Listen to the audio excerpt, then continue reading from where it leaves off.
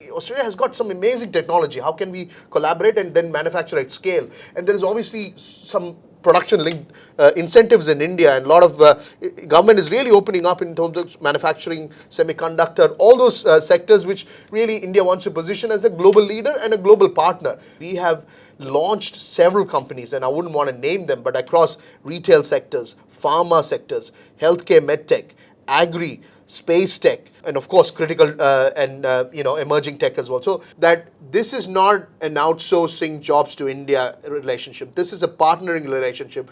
We want investment. This is serious India, where this India is ready to invest into Australia.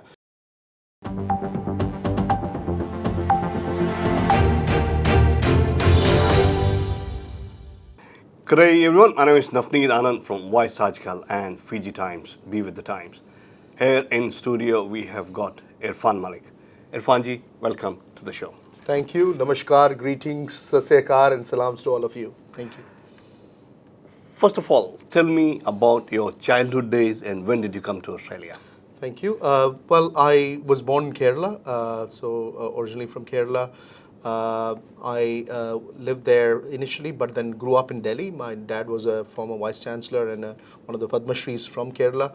But we grew up in Delhi. He was in the Ministry of Education and advisor to 6 prime ministers. So grew up in that whole bureaucratic, government kind of profiled environment. And I was into the tech boom era. I did my engineering down south in Coimbatore, and then took one of those earliest opportunities to go to US, where I worked in the tech space. And that was, things were happening, where I set up my own tech consulting firm out of New York, and then also had opportunity in the West Coast. One of the earliest opportunities led me to explore Australia. I moved to Australia in 2001 and to a place in Newcastle, north of Sydney. So I moved from New York and India to Newcastle. One of my best days, first few years, 4 or 5 years of my Australian life was in Newcastle, running a tech company and tech consulting firm. Also very deeply involved with the Newcastle University. I did my MBA there as well, and worked there as well at the Newcastle University in the tech and strategic management space. But what led to is then the opportunities were in Sydney. A lot of my clients were BFSI, top banks and clients, and that led me to come to Sydney. And as I grew the business and grew with one of the large BFSI financial services institution, and as my business grew, I expanded to Middle East and to India, and that really gave me a bit of a bridge. Being a global company and with global operations, though we were not in the big leagues, but still we had niche segments that we were servicing, especially in business intelligence and data warehousing and business analytics. And that really got us to see a global play. And that was a time around 2013, 2014, 2015, that period where I could see the new India kind of emerging. And especially my passion for startups really took off there. And that's where I kind of started curating the Australia-India story. And fast forward, obviously, that startup innovation entrepreneurial ecosystem really drove the new India opportunity I was seeing. I was seeing the unicorns coming and growing in India, becoming one of the largest unicorn destination. And then also what I could see, there was so much of amazing technology, amazing IP in Australia, just didn't have the scale of the market size. And I could see India had the market size, and the great complementarity in two democracies could really gel well. One had what the other didn't have, and that complementarity really presented to me. And since then, I've been kind of passionately driving from startup entrepreneurial ecosystem to helping large companies scale as well between these two nations. And of course, leveraging, I see the fringe markets around India, whether it's Middle East, Central Asia, and Southeast Asia, all to really support this Australia-India bilateral opportunity. Yeah, that's what kind of been driving my passion. Yeah. Irfan Malik, Delhi to Coimbatore to New York to Newcastle, finally here in Sydney. Yeah. Australia-India Business Council. Yeah. Tell me a bit about it and how are you placed in this? Thank you. Australia-India Business Council is the leading bilateral preeminent industry body which facilitates trade and investment between Australia and India. It was established about 37 years back by two former Prime Ministers, Rajiv Gandhi ji and Bob Hawke. And since then, it continues to be an ally closely working with the government and government agencies, the trade and investment bodies, and the industry across various industry sectors to really champion and facilitate trade and investment. And we've had our ups and downs, and that also goes with the relationship the two countries have had, especially over the last 10 years, and in particular the last 3 years, 3 to 5 years. The relationship between Australia and India has driven us as an organization also to take a bit more of a front foot, back the government. Government is doing their thing, and they've done their thing, especially with the free trade agreement. And now the business bodies, the industry bodies need to do their thing with the industry and the business groups at multi-levels to really deliver on some of those business-to-business outcomes. And there at AIBC, I play a role as the president for Australia Business Council New South Wales chapter, and also as a part of the national leadership as associate national chair, really championing. And my focus within the organization and externally is to be someone who is known as who will deliver outcomes for this bilateral space. And I've been doing that, and I'm really passionate about delivering those outcomes as well. Yes. You are on the national committee as well as president for New South Wales itself as well. Now, when we talk about bilateral relationship between two countries and talking about business, it is not only MOU being signed, it is actually being delivered as well. Yes. So what strategies and initiatives have you implemented to strengthen the relationship between the two countries? I'll just touch on the MOU part, because it's actually, today I was dealing with some conversations around MOU. MOU may not be relevant from an Australian perspective because it's not binding, but from an Indian perspective, it is the relationship starter.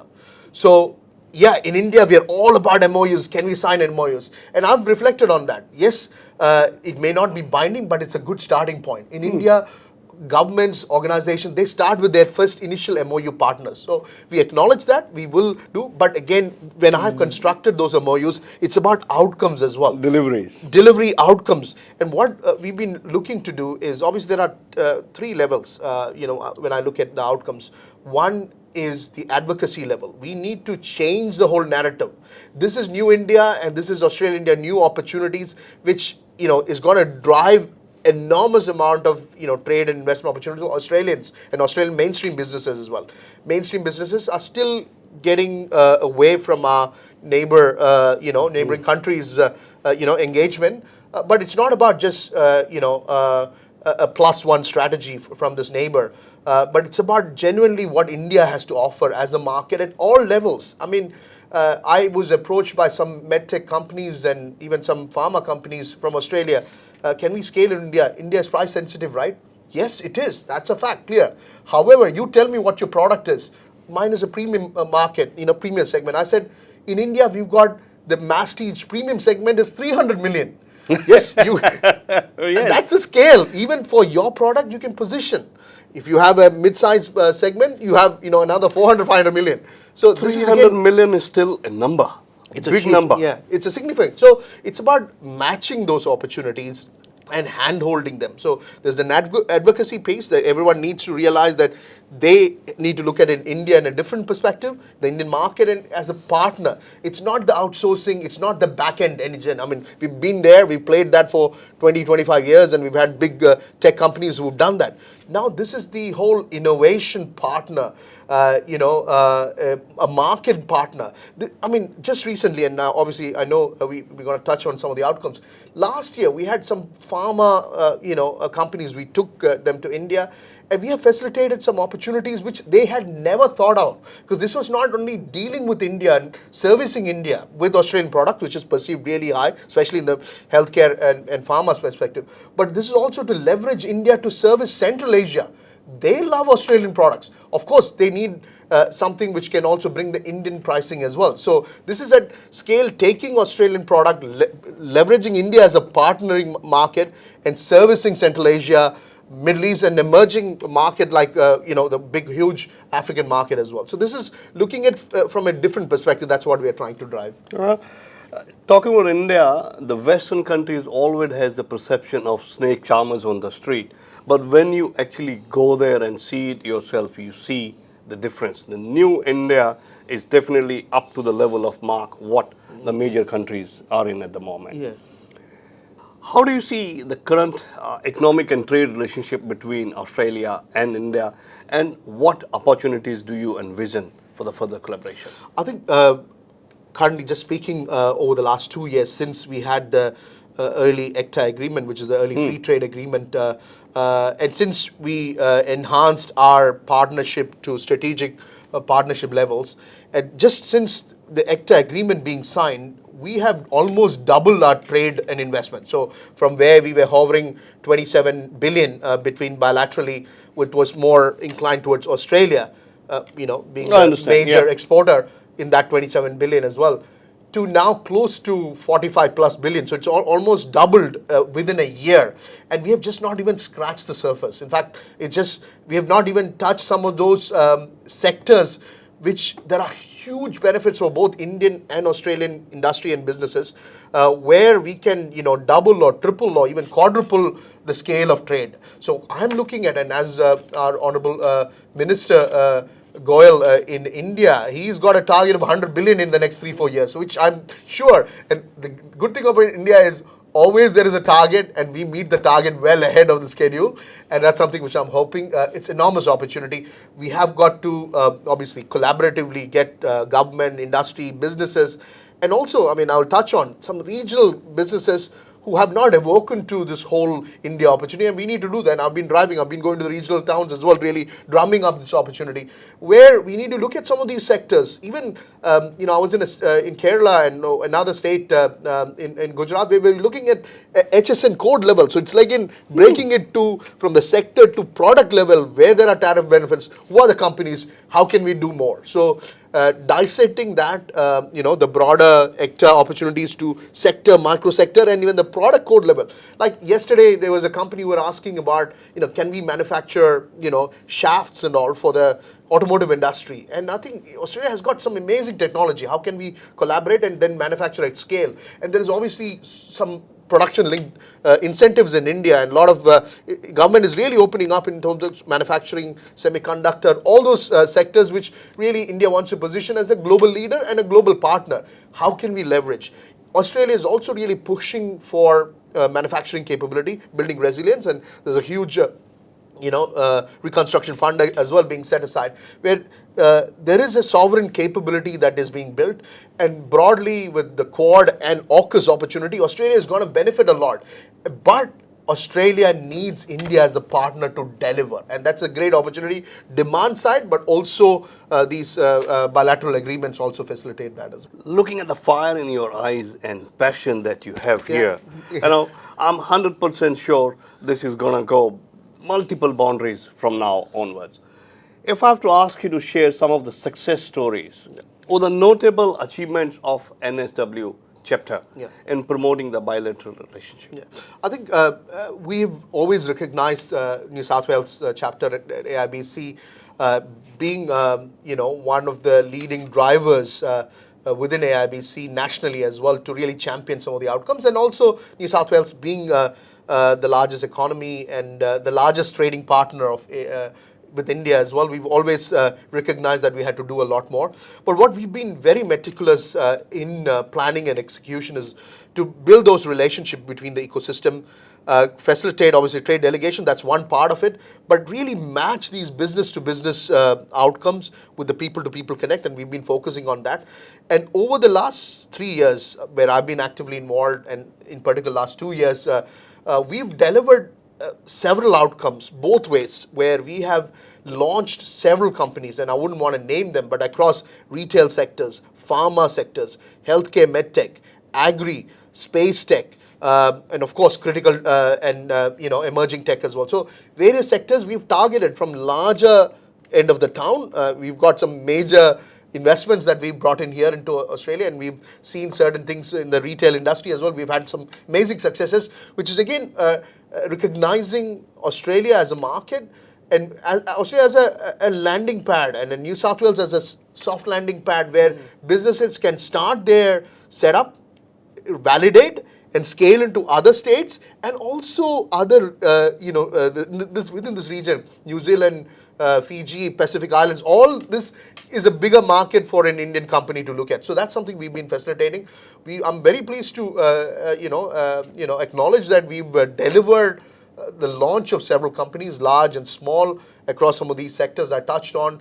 And now it's about how we handhold their growth as well. And again, and this is something as an industry body we want to do, where it's not about just landing here, but we, facilitate opportunities. And I've been very transparent. I mean, for example, I know that South Australia is doing wonderfully well. I mean, not only the government, but as in ecosystem in the clean energy space, defense and space tech. So even if I bring a company here into New South Wales, handhold them, launch them, but if there is an opportunity other state, we will facilitate. So this is using New South Wales, and from a business interest, an industry, sustainability interest, we will even them handhold them here, but also help them scale into other markets as well. I mean, some of the retail groups, we are taking them to other states, to New Zealand, Fiji, others as well. So it's all in the roadmap, and we are hand-holding that. So that's something which I'm really proud that we've been able to deliver. What we are also looking to do is, again, take this message to regional towns as well. Some amazing, opportunities are there. They've just not been exposed, and there's a bit more of a hand-holding required. We are taking that to, in working closely with the Trade Investment Authority, our missions here, the Consulate and the High Commission. We want to take this new India opportunity to the regional areas as well and curate success story. What we believe is when we have these runs on the board, success stories, and collectively with the organizations like you, with the media, we really amplify that message. Both sides, we want to say this is a positive thing. Of course, there are challenges. I mean, business will have challenges, but again, how we can collectively handhold and really harness and nurture those positives that we can drive.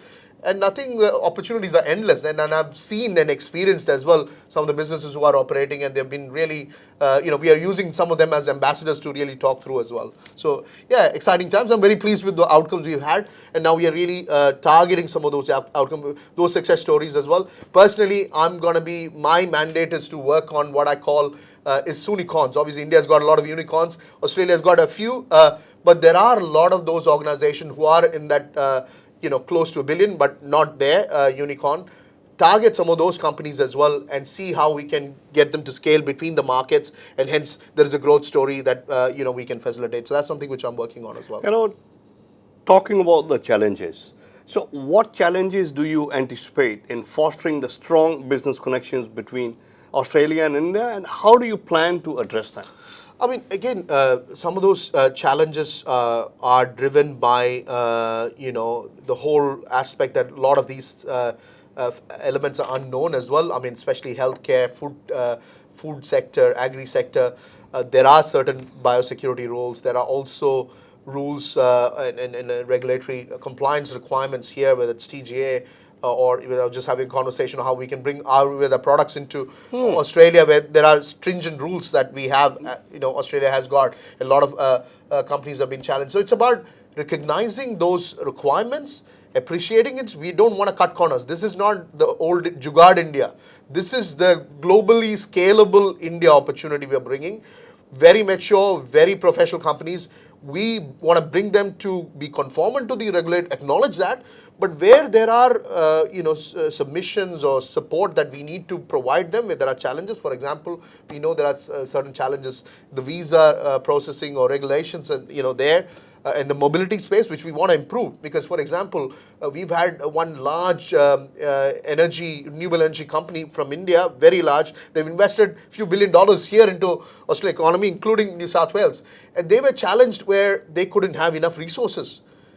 And, and they've got some of their trained resources who are servicing global markets, Europe, Middle East, US and all. but for some reason they couldn't get them here into Australia. So we were supporting them on how we can fast track that or support them, but also where we need to submit some of these challenges to the government we represent as well. So there are, and then government is very inclusive as well. So they are seeking these kinds of industry feedback and where we can remove some of these throttling challenges or barriers as well. So my message is yes, there will be challenges, especially when we are looking to be someone to drive this change and drive what we are gonna do is handhold some of these early entrants or early enablers and see how we can address those challenges by supporting them or being the conduit with the industry body or the regulatory authority and facilitate and streamline the process. But what will happen is obviously once we have that process kind of well oiled and templatized, then we can kind of amplify across the industry as well. So yeah, I would just say as any business in India is about obviously planning, preparation, perseverance, but also finding the right partner. So that's another thing we do is because there is all unknowns, markets are unknown, facilitating the right partners both in India and Australia for these businesses who are looking to trade. That's another thing we facilitate as well. You were just talking about Ayurveda, Yeah. and I understand there are very, very stringent requirements and regulations. Yeah, but the question is, when was the policy written?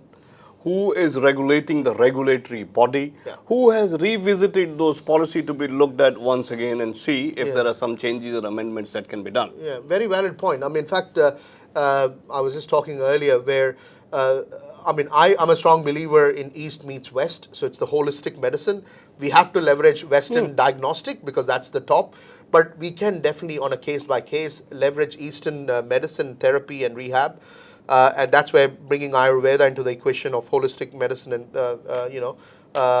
treatment is definitely a go, and I support that personally. And there are a lot of Ayurvedic practitioners here, and still it is not in the traditional. It's a complementary medicine. That's where it's categorized, just like Chinese and other medicine as well.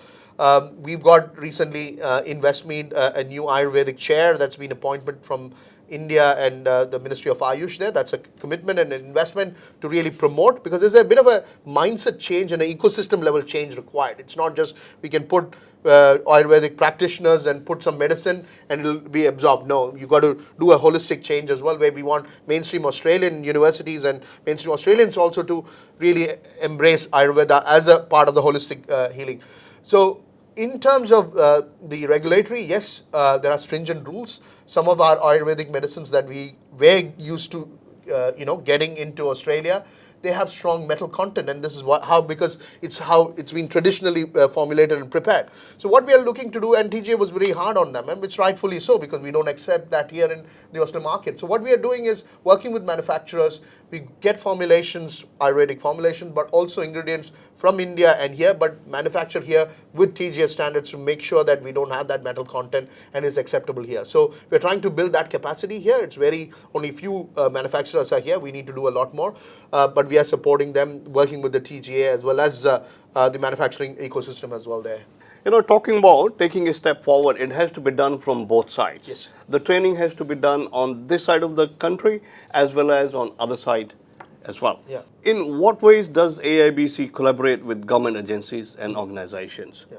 To facilitate this wonderful bilateral relationship that is there on the kitty.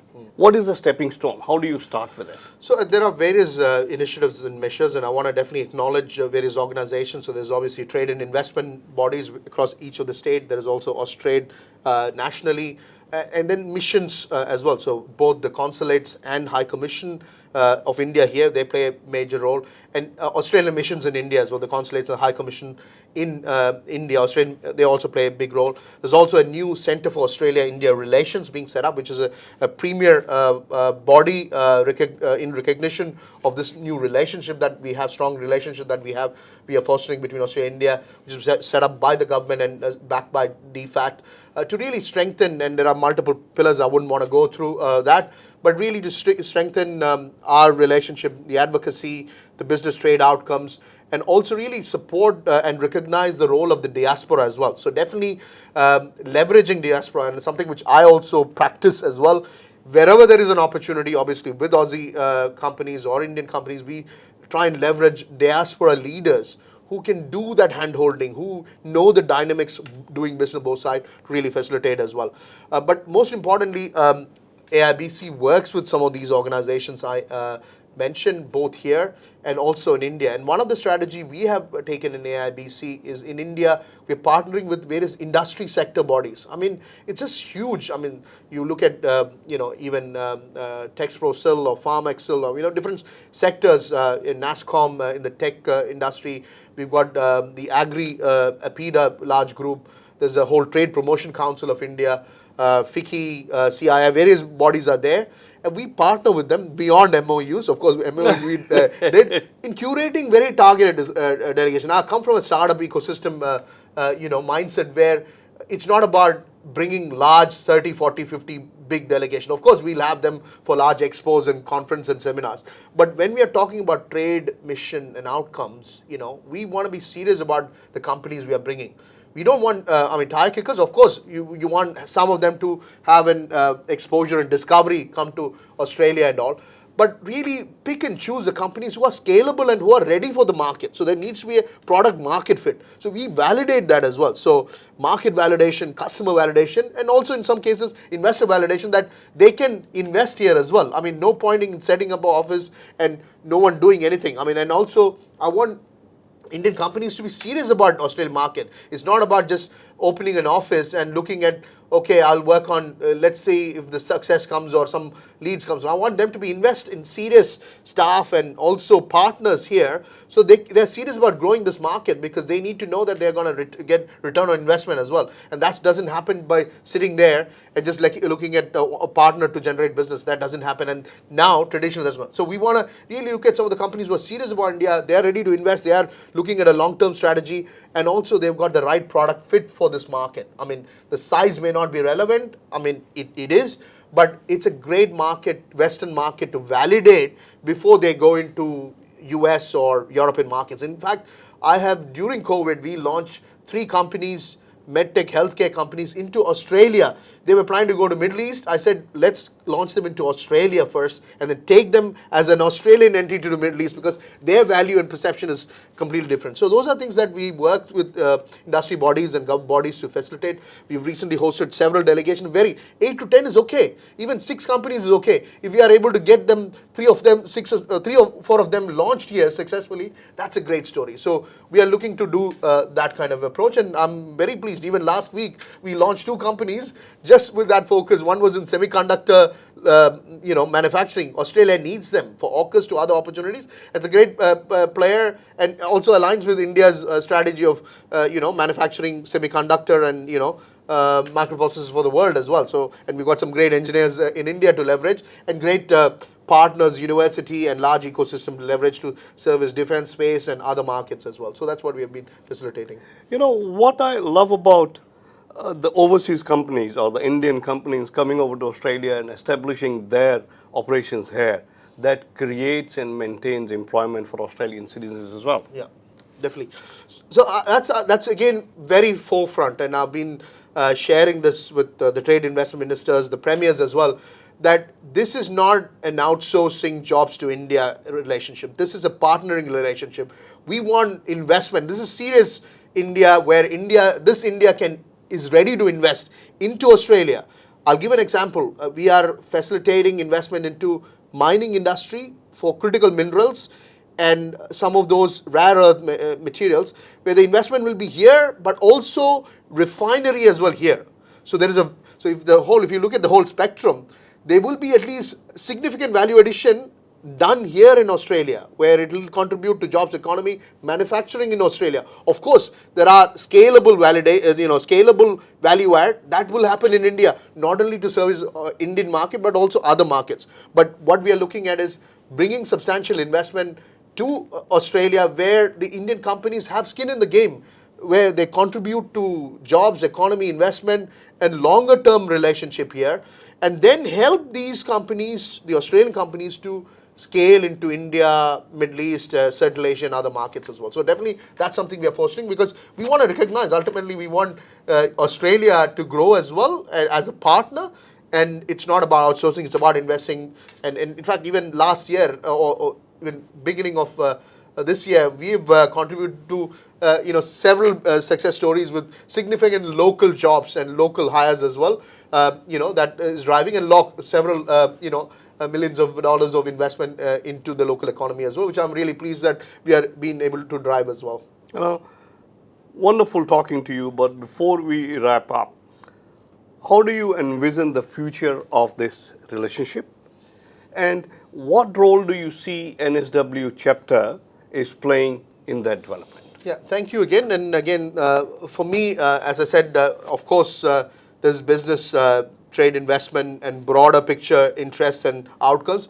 But it's also really, I'm passionate that these are two great nations who need each other to grow, and people within these nations need to come close. So definitely, every one of us have a role to play here to build that people-to-people relationship. And in fact, I've seen, and I'll quote these, I'm in fact heading for a wedding to India as well. These weddings these days as well, or any community events as well, people are talking about, okay, oh, you're from Australia, can we do certain business, or how can we help and all. So these conversations are now happening, and it's again how we build and bridge these people-to-people connect to really deliver, leverage our network. You've got some great Aussie connections, local businesses I work with several of them as well, where we all explore, and there are professionals working within organization, large organization. They all need to, look at how they can be part of this India story, how they can really spark off that new India opportunity,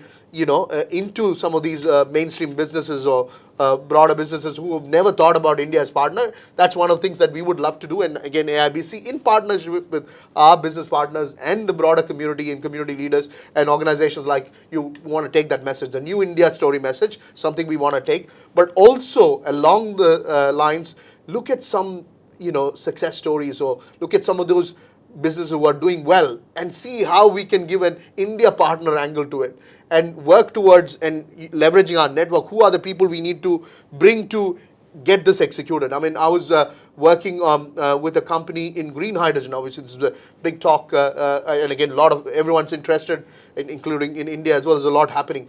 But we want to work with companies here who have already progressed. As I said, South Australia has a lot of traction. And we want to have matched companies in India as well who can be part of that value chain, get them connected, obviously curate programs and leverage our network as well, whether it's a lobbyist or even if there is a genuine opportunity, the new tenders coming in Australia or India, we help them match, curate a consortium to execute those projects. So that's something which we are looking to facilitate as well. And of course, as the leading industry body, we want to work with the government. We want to facilitate and support their India strategy. I know Queensland has come up with the India strategy. Western Australia is doing a lot with India. And of course, New South Wales is also beginning to do a lot more. And recognizing this opportunity, it's a genuine opportunity for, if I say the Australia-India, good for the people, the economy, and the growth of these nations as well. So definitely we want to facilitate that as well. And everyone, I strongly believe, I'm here for a period and I'll continue to do in whatever form of capacity, but every one of us have a role to play, whether we are in business or not in business or anywhere in the community. That whole showcasing the new Australia-India opportunity is something we all have a role to play, and I would like to support that as well. It is an absolute pleasure talking to you, getting to know more about the bilateral relationships between two great countries, Australia and India, as well as the passion and fire that you have, and I wish that to be continued for a long period of time. Thank you. Thank you so much. Pleasure, and really appreciate, and thank you for listening, and I look forward to working closely with you all. Thank you. I had a conversation with Irfan Malik, who is the president for AIBC NSSW chapter. Soon, I would see him in the national chair as well. This is Navneet Anand signing out for aajKal and Fiji Times. Thank you. Be with the times.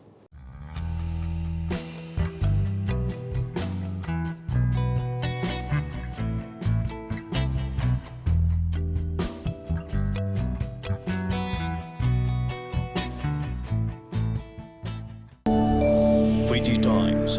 Be with the times.